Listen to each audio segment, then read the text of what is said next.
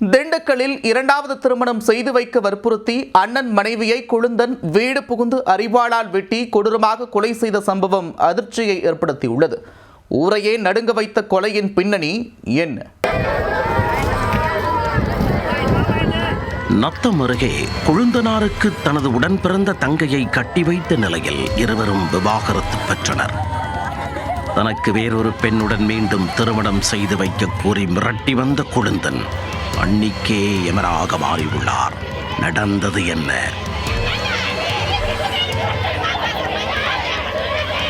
திண்டுக்கல் மாவட்டம் விளாம்பட்டியைச் சேர்ந்த வெள்ளையன் என்பவரின் மகன்கள் லட்சுமணன் மற்றும் சுரேஷ் இருவரும் வெளிநாட்டில் வேலை செய்து வந்த நிலையில் அண்ணன் லட்சுமணனுக்கு சங்கீதா என்பவருடன் திருமணம் நடைபெற்றது.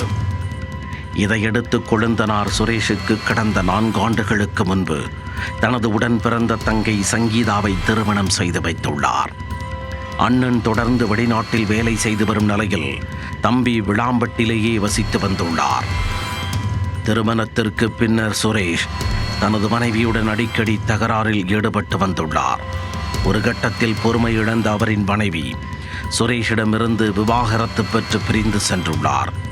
பின்னர் தனிமையிலேயே இருந்து வந்தவர் அண்மை காலமாக தனக்கு 2வது திருமணம் செய்து வைக்க கோரி அவரது தந்தை வெள்ளையன் மற்றும் அண்ணன் மனைவி சங்கீதாவுடன் அடிக்கடி தொந்தரவு செய்து வந்ததாக கூறப்படுகிறது.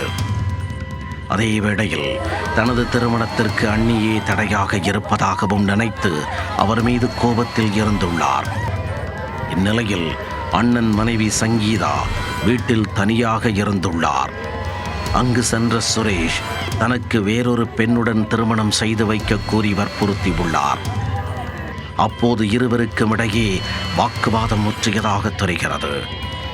இதில் ஆத்திரமடைந்த சுரேஷ் வீட்டில் வைத்திருந்த அரிவாளால் சங்கீதாவின் தலை மற்றும் கழுத்தில் சரமாரியாக வெட்டிவிட்டு தப்பி ஓடியுள்ளார்.